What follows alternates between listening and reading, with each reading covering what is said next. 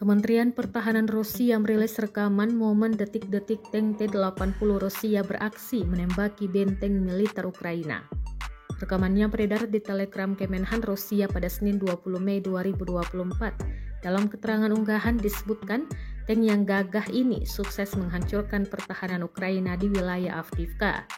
Awak tank dari kelompok pasukan pusat Rusia juga berupaya melindungi para penembak jitunya. T-80 disebut menembakkan peluru fragmentasi berdaya ledak tinggi 125 mm ke posisi militer Ukraina.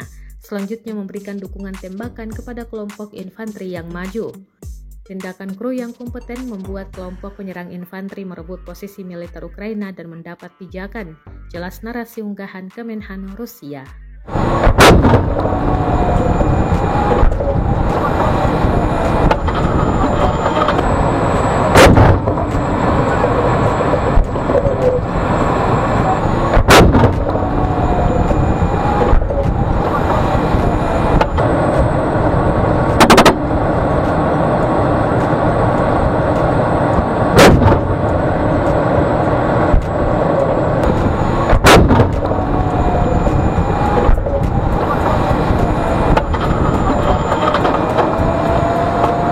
Download Tribun X sekarang, menghadirkan lokal menjadi Indonesia.